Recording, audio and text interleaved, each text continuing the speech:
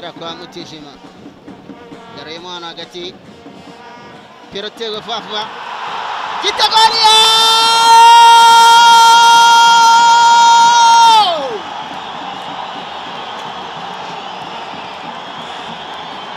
Wachira Kizimana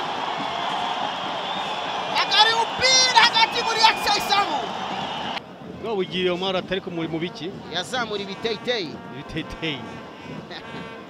Urukurya igitego cyagiye mu mpira atakajwe na Gael Duhainda ariko nanone waturutse ku musore watanze passe mbi ariwe Mutijima Janvier hariya rero iyo habaye amakosa nkariya icyakora ikintu akora ubu ngubu muhagiri agerageza kureba ahantu hari amakosa igitego cye cya 9 by the way Memena pembeni kwa Irangire hapa kwa Rugira yabo anatoa kule cheza na tari kule lakini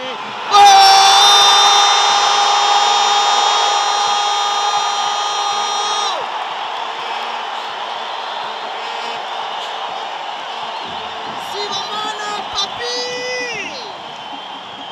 anafungua akaunti yake ya magoli katika timu ya Mkura kupata bao na kusawazisha baada ya makosa yaliyofanywa na mabeki wa timu ya APR.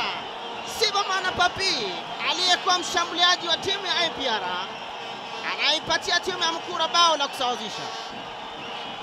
Sawa kabisa, bao ni 1-1.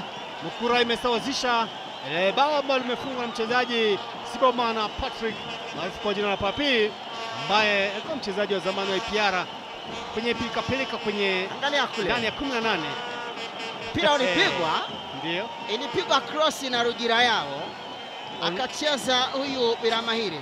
Onesme kwanza ndiye amejaribu kulenga kupiga ikashindikana. Mpira angalia, Ombolenga alikuwa yuko hapo karibu lakini hakuweza kumdhibiti Papi. Ndio Jira Kizimana arachevye Bire gitego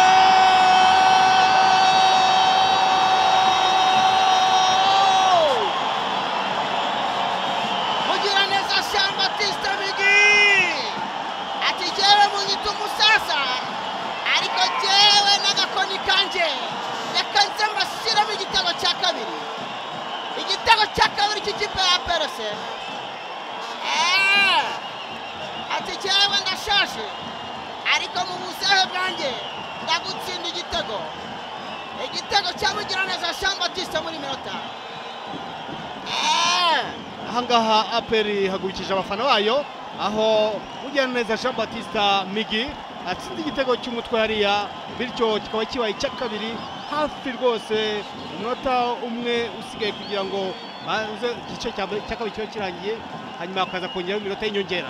Ahangaha ndabona n'igituza ahubwo reba uburyo awuteye igituza umunyezamu nawe agiye kufata ashyiraho ukuboko kumwe Migi aragenda ashyiraho agatuza igitego kijyamo igituza nicyo akoresheje umutoza atereka n'inywere ku mazi naho n'ubundi nta kundi byagenda akundi.